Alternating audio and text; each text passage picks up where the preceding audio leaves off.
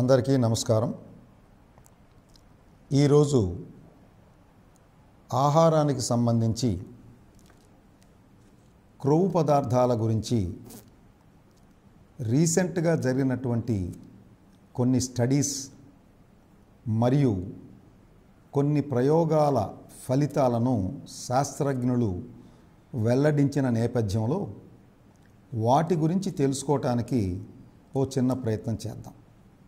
అంటే ఇప్పటివరకు మనకు ఉన్నటువంటి కొన్ని భావనలు, వైద్యుల సూచనలు ఇవన్నీ కూడా క్రొవ్వు పదార్థాలు శరీరంలో బాగా ఎక్కువైతే ఖచ్చితంగా శరీరానికి నష్టదాయకము, గుండె సమస్యలు, ఇతర జబ్బులు రావటానికి అవకాశం ఉంది అనేటువంటిది చెప్తూ వస్తున్నారు. కానీ ఇప్పుడు ఈ రీసెంట్గా చేసినటువంటి ప్రయోగాల ఫలితాలు ఏం చెప్తున్నాయంటే, ఈ క్రొవ్వు పదార్థాలు ఎక్కువగా ఉన్నప్పటికీ కొంతమేరకు ఆరోగ్యకరమే అనేటువంటి విషయాన్ని కూడా చెప్తున్నారు. మరి ఎక్కువగా ఉంటే నష్టము అని ఇప్పటివరకు అనుకున్నది, ఎక్కువైతే కూడా ఆరోగ్యమే అనేటువంటిది వాళ్ళు ఏం చెప్తున్నారు అనే దాన్ని కొద్దిగా లోతుగా పరిశీలించి అందరికీ తెలుసుకుంటే క్షేమదాయకంగా ఉంటారు, మానసిక భయాలు ఉండవు అనేటువంటి ప్రముఖ ఉద్దేశంతో ఇది ఇప్పుడు నేను ప్రస్తావిస్తూ ఉన్నాను. దీంట్లో మనం క్రొవ్వు పదార్థాలు అనేవి నూనెలు, క్రొవ్వులు ఉంటాయని గతంలో ఇది కూడా ఒక ముఖ్యమైనటువంటి పోషక పదార్థంగా తెలుసుకున్నాం. రూము టెంపరేచర్ దగ్గర లిక్విడ్గా ద్రవ రూపంలో ఉంటే నూనెలని, అదే రూము టెంపరేచర్ దగ్గర ఘన రూపంలో ఉంటే క్రొవ్వులు అనేటువంటి విషయాన్ని గతంలోనే మనం తెలుసుకున్నాం. తరువాత ఇవి శరీరంలో ఎక్కడ ఉంటాయి నిల్వ, శరీరంలో క్రొవ్వులు నిల్వ ఉండటం నష్టం. కాబట్టి మన శరీరంలో ఎక్కడ ఈ క్రొవ్వులు ఎక్కువగా నిల్వ ఉంటాయంటే రెండు ప్రదేశాల్లో నిల్వ ఉంటాయి. అవి రెండింటినీ శాస్త్రజ్ఞులు ఏం చేశారంటే పొట్ట కంటే దిగువ భాగంలో, ఎగువ భాగంలో అని రెండు విధాలుగా చేస్తూ, మొదటిది చర్మము కింద ఒక దళసరి పొరలాగా ఏర్పడుతుంది. రెండవది మరొక భాగం థైస్ అంటే కాళ్ళల్లో ఉన్నటువంటి తొడల భాగము, అలాగే వెనక పిరుదుల భాగము, అలాగే పొట్టకి కిందు భాగంలో ఒక స్టోరేజ్ అంటే క్రొవ్వులు నిల్వ ఉండేటువంటి ఒక స్థానంగాను, రెండవ స్థానం ఇక్కడ ఈ ప్రాంతాల్లో అంటే ఈ మొదటి స్థానంలో ఉన్న చర్మం క్రింద కానివ్వండి, తొడల చుట్టూ కానివ్వండి, పిరుదుల చుట్టూ కానివ్వండి, లోయర్ బ్యాక్ అంటాం అక్కడ కానివ్వండి ఉండేటువంటి క్రొవ్వుని సెల్యులైట్ అనేటువంటి ఒక శాస్త్రీయ నామాన్ని ఇచ్చారు. ఇది ఒకటి. మరి రెండవది ఏంటంటే పొట్ట కంటే కొద్దిగా పై భాగంలో, పొట్ట లోపల ఉన్నటువంటి అన్ని ఆర్గన్స్, మన మూత్రపిండాలు అనుకోండి, పేగులు అనుకోండి, పొట్ట భాగం అనుకోండి, లేకపోతే గుండె అనుకోండి, వీటి చుట్టూత కొవ్వు గనక ఏర్పడి ఒక పొరలాగా దళసరిగా ఉండేటువంటిది రెండవ విధానంలో ఉండేటువంటి నిల్వ. ఈ నిల్వల్ని శాస్త్రీయంగా ఏం పేరు పెట్టారంటే విసరల్ ఫ్యాట్ అనేటువంటి పేరు పెట్టారు. విసరల్ అంటే పొట్ట భాగంలో ఉండేటువంటి కొవ్వులు అని పెట్టారు. అంటే ఇప్పుడు చర్మం కింద వగైరా ఉండేటువంటి సెల్యులైట్ అనేటువంటి విధంగా నిల్వ ఉండటం ఒకటి, రెండు శరీరంలో ఉన్న అవయవాల చుట్టూత నిల్వ ఉండటం ఒకటి. దీన్ని విసరల్ ఫ్యాట్ అని, దాన్ని సెల్యులైట్ అని రెండు రకాలుగా చెప్పారు.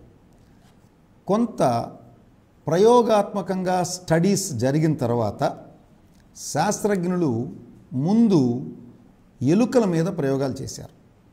ఆ ఎలుకల మీద ప్రయోగాలు చేసినప్పుడు వాళ్ళు గ్రహించింది ఏంటంటే ఈ సెల్యులైట్ అనేటువంటి నిల్వ ఉన్నటువంటి కొవ్వు అంటే చర్మం కింద వగైరా ఆడ ఎలుకలలో చాలా ఉపయోగకరంగా ఉండి ఎటువంటి రుగ్మతలు రానివ్వకుండా కాపాడుతుంది మగ ఎలుకలతో పోలిస్తే అనేటువంటి ఒక విషయాన్ని వాళ్ళు ప్రయోగాత్మకంగా తెలుసుకోవటం జరిగింది.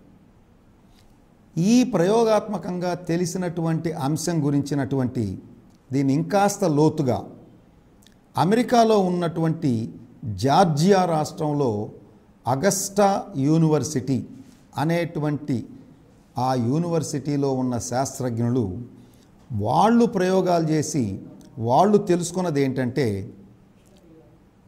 స్త్రీలలో ప్రీమెనోపాజల్ అంటే బహిష్టులు ఉడికక ముందు, ఓవం తయారవక ముందు, ఓవం తయారైనాక అనేటువంటి 2 స్టేజ్లు ఉంటాయి. అంటే బహిష్టులు ఉడికిపోయినాయండి అంటారు. అంటే ఓవం తయారైతేనే బహిష్టు అనేది వస్తుంది. ఓవం తయారవటం ఆగిపోతుంది సుమారుగా 42, 45 ఆ ప్రాంతాల్లో సహజంగా. అలా ఆగిపోయిన తర్వాత అక్కడి నుంచి వాళ్ళకి నెలసరి ఋతుక్రమాలు అనేవి ఉండవు. అంటే ముట్లుడికిపోయినాయి అని మనకి సహజంగా గ్రామాల్లో అట్లా చెప్తూ ఉంటారు. కనుక అట్లా ముట్లు ఉడకక ముందు స్త్రీలలో అంటే 35-40 మధ్య ఉన్న స్త్రీలలో వీళ్ళు చేసినటువంటి ప్రయోగాల ద్వారా ఏం తెలిసింది అంటే, ఈ సెల్యులైట్ అనేటువంటి నిల్వ ఉన్నటువంటి క్రొవ్వు వల్ల శరీరానికి ఎంతో ఉపయోగం ఉంది. ఎట్లా అంటే, ఈ సెల్యులైటిస్ ఉన్నటువంటి వాళ్ళల్లో స్ట్రోక్స్ ఈ మధ్య మనం చూస్తున్నాం. షుగర్ ఎక్కువైనా బీపీ ఎక్కువైనా మెదడులో రక్తం గడ్డ కడుతుంది, స్ట్రోక్ అంటున్నారు.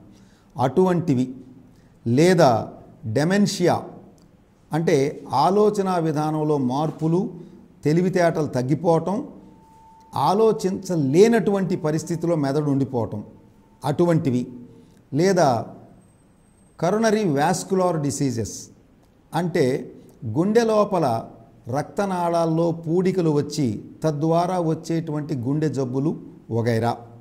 ఇంకా ఇటువంటి అనారోగ్యకరమైనటువంటి సమస్యలు ఎట్టి పరిస్థితుల్లో ఈ సెల్యులైట్ ఉన్న స్త్రీలలో రావటం లేదు, లేదా అతి తక్కువగా వచ్చే అవకాశం ఉందే తప్ప మ్యాక్సిమం రావు అనేటువంటిది ఈ అగస్టా యూనివర్సిటీలో వాళ్ళు ప్రయోగాల ద్వారా తెలుసుకున్నారు. దీంట్లో కూడా ఇంకా లోతుగా చూసినప్పుడు ప్రీమెనోపాజల్ ఉమెన్లో అంటే ముట్లు ఉడకక ముందే ఉన్న స్త్రీలలో ఇది తెలుసుకున్నారు. మరి దీనికి కారణాలు ఏంటి అనేటువంటి విషయాన్ని పరిశీలించినప్పుడు వాళ్ళకి తెలిసింది ఏంటంటే, ఈస్ట్రోజన్ అనేటువంటి హార్మోను ఈ ప్రీమెనోపాజల్ ఉమెన్లో అంటే ముట్లు ఉడకక ముందు ఉన్నటువంటి స్త్రీలలో ఈ హార్మోను ఉత్పత్తి అవుతుంటుంది. ఈ హార్మోను వల్ల ఇంకా ఈ XXXY క్రోమోజోములు ఉంటాయి స్త్రీలలో. XY క్రోమోజోములు, ఈ క్రోమోజోముల్లో ఉన్న తేడా ఒకళ్ళ, మరి ఇంకా అనేక రీజన్స్ వల్ల ఈ ప్రీమెనోపాజల్ అంటే ముట్లు ఉడకక ముందు స్త్రీలలో సెల్యులైట్ అనేటువంటి క్రొవ్వు నిల్వల వల్ల ఉపయోగమే కానీ నష్టం కాదు అనేటువంటిది గ్రహించి సమాజంలో తెలియజేయటం జరిగింది. ఇంకొక సైంటిస్ట్ గారు, ఆయన అలెక్సిస్ స్ట్రాన్హామ్ అనేటువంటి వారు కొన్ని ప్రయోగాలు చేసిన తర్వాత దాంట్లో ఏం తెలుసుకున్నారంటే, సెల్యులైటిస్ ఉండటం వలన, సెల్యులైటిస్ అనే క్రొవ్వు నిల్వ ఉండటం వలన మెదడుకు సంబంధించిన ఎటువంటి రుగ్మతలు రావు, మెదడు వాపులు లేదా మెదడుకు సంబంధించిన ఇతర అనవసరమైన సమస్యలు రావు అనేటువంటి విషయాన్ని ఈ అలెక్సిస్ మహాశయుడు శాస్త్రజ్ఞులు తెలుసుకోవటం జరిగింది. వారు కూడా దీనికి ఏమిటి కారణం అనేటువంటి దానికి ఈస్ట్రోజన్ ఉండటమే, ఈస్ట్రోజన్ అనే హార్మోను ఆ స్త్రీలలో ఉత్పత్తి అవటమే కారణము అనేటువంటి విషయాన్ని కూడా ఆయన వెల్లడించటం జరిగింది. అలాగే ఇవన్నీ కూడా ప్రీ మెనోపాజల్. మరి ఇవే టెస్టులు పోస్ట్ మెనోపాజల్లో జరిగినప్పుడు ఏది ఇంత ఉపయోగకరమైనటువంటి లక్షణాలు కనిపించట్లేదు అనేది కాకుండా ఇతర స్త్రీలలో లేదా ఈ ప్రీ మెనోపాజల్ స్త్రీలలోనే విసరల్ ఫ్యాట్ బాగా ఎక్కువగా ఉంటే ఖచ్చితంగా మెదడుకు సంబంధించినటువంటి సమస్యలు వస్తున్నాయి అనేటువంటి విషయాన్ని కూడా ఈ శాస్త్రజ్ఞులు తెలుసుకోవటం మనకి తెలియజేయటం జరిగింది. మరొక వైద్యులు డాక్టర్ భరత్ పురోహిత్ అనేటువంటి వారు కూడా ఈ విషయం గురించి తెలియజేస్తున్నది ఏంటంటే ఈ సెల్యులైటిస్ అనేవి చర్మం కింద చిన్న చిన్న బుడిపెల్లాగా నిల్వ ఉంటాయి. అలాగే తొడల్లో కానివ్వండి, పిరుదుల చుట్టూ కానివ్వండి, లేదా నడుం కంటే కింద భాగంలో ఉంటాయి. ఇవి ఇలా ఉండటం వలన చాలా చాలా సేఫ్టీగా ఉంటుంది శరీరానికి, వాటి వల్ల నష్టము లేదు అనేటువంటి తెలియజేస్తూ, అలాగే విజరల్ ఫ్యాట్స్ అంటే పొట్ట లోపల భాగంలో ఉన్న ఆర్గన్స్ చుట్టూతా ఏర్పడినటువంటి కొవ్వు పొట్ట ఉబ్బి బీర్ బెల్లీ అనే విధంగా కనిపిస్తూ ఉంటుంది. అంటే ఈ బీర్ అనేటువంటి దాన్ని ఎక్కువగా తీసుకునే వాళ్ళల్లో పొట్ట ముందుకు వస్తుంది ఉబికి. అలాగే ఈ ఫ్యాట్ నిల్వ ఉండటం వల్ల విజరల్ ఫ్యాట్ అంటే పొట్ట లోపల ఉన్న ఆర్గన్స్ చుట్టూతా ఉన్న ఫ్యాట్ ఎక్కువగా ఉన్నప్పుడు కూడా అలాంటి పొట్ట బెల్లీ బాగా ముందుకు వచ్చి కనిపిస్తుంది అనేటువంటి విషయాన్ని తెలుస్తూ ఇది శరీరానికి చాలా ప్రమాదకరం అనే విషయాన్ని కూడా చెప్పాడు. ముఖ్యంగా మగవాళ్ళల్లో ఇంకా ప్రమాదకరం, రిస్క్ చాలా ఎక్కువగా ఉంటుంది అనేటువంటి విషయాన్ని కూడా ఈయన తెలియజేయటం జరిగింది.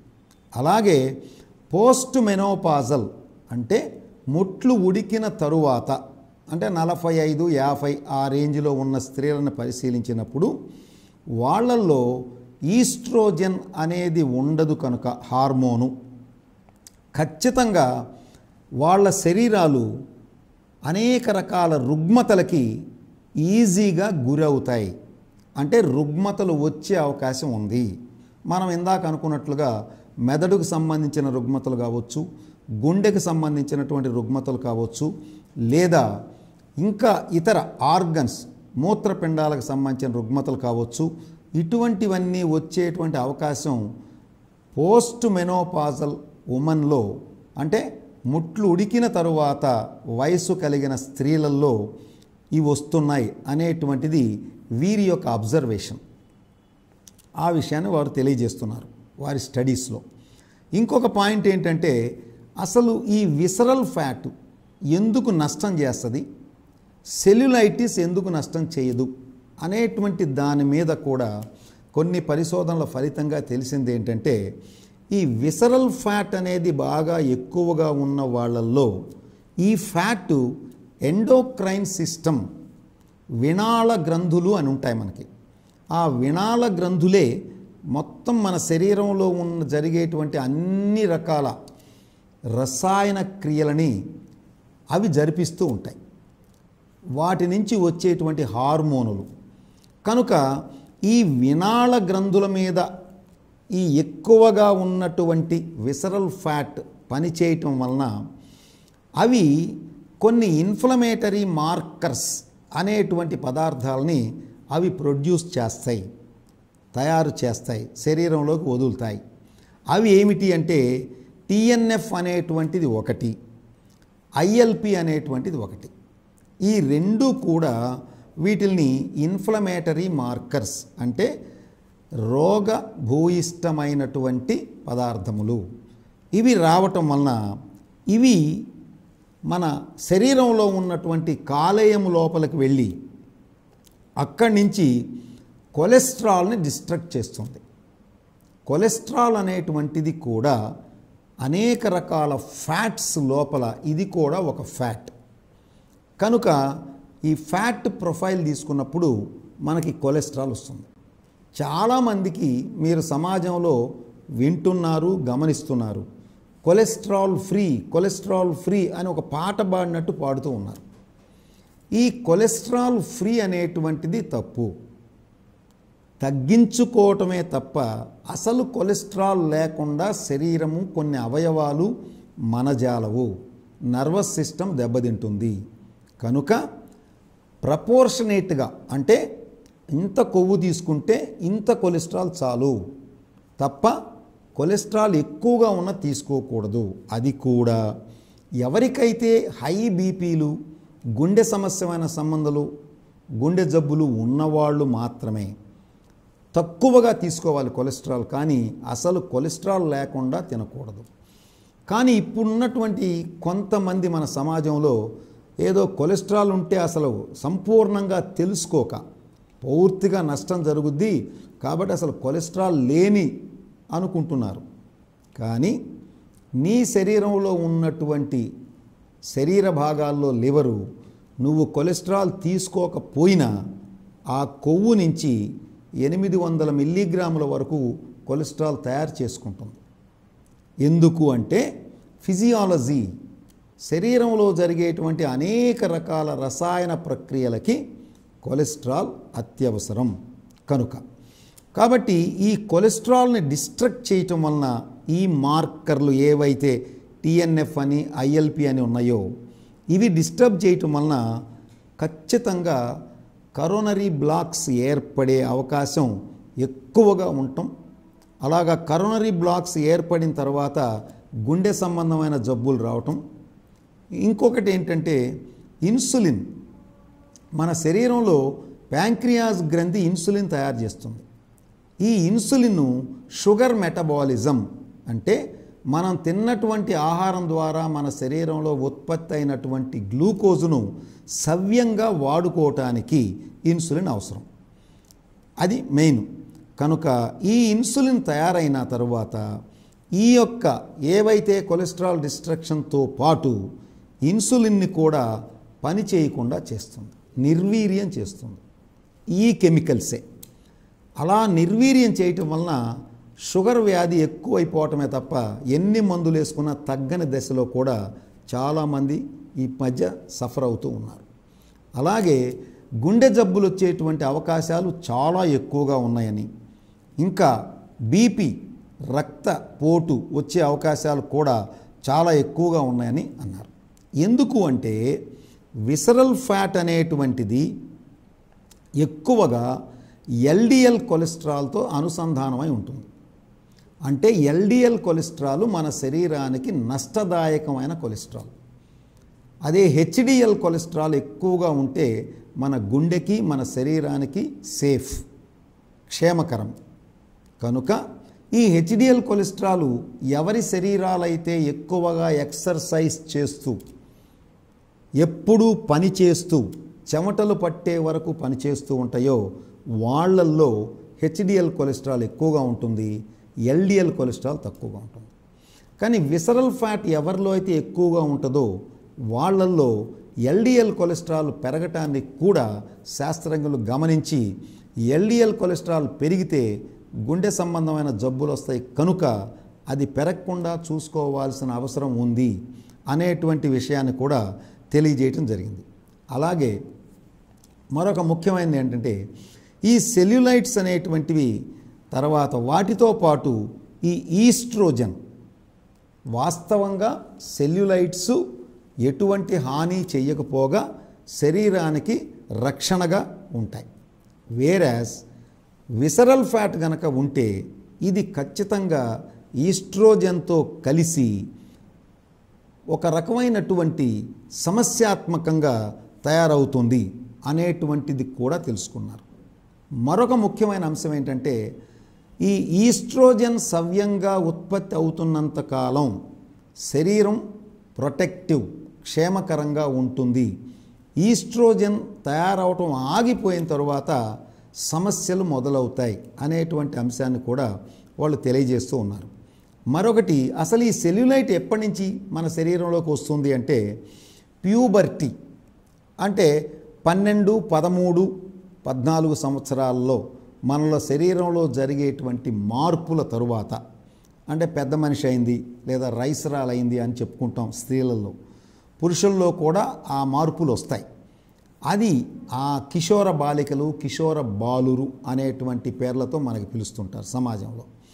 వీళ్ళ వయసు దగ్గర నుంచి ఈ సెల్యులైటిస్ అనేది ఈ చర్మం కింద, తొడల లోపల, పిరుదుల వెనక వగైరా చోట్ల పేరుకోవటం అనేది మొదలవుతుంది అనేటువంటిది కూడా శాస్త్రజ్ఞులు గుర్తు చేస్తూ, దాంతోపాటు ఈ జీవన విధానాల్లో వచ్చిన మార్పుల వల్ల ఎక్కువగా క్రొవ్వు పదార్థాలు ఉత్పత్తి అయ్యేటువంటి ఆహారాలు తినటం వల్ల కూడా పేరుకుంటుంది అనే విషయాన్ని చెప్తున్నారు. అట్లాగే మరొక ముఖ్యమైనది ఏం చెప్తున్నా అంటే, ఈ ఎక్కువగా కొవ్వు పదార్థాలు, ఉప్పు ఎక్కువగా ఉన్నటువంటి ఆహార పదార్థాలు తినే వాళ్ళల్లో కూడా ఈ క్రొవ్వులు శరీరం లోపల ఎక్కువగా పేరుకుంటాయి అని చెప్తూ, సెల్యులైట్గా పేరుకుంటే మాత్రం ఇబ్బంది లేదు, కానీ విసరల్ ఫ్యాట్గా పేరుకుంటే మాత్రం అత్యంత ప్రమాదకరం అనేటువంటి విషయాలు తెలుస్తున్నాయి.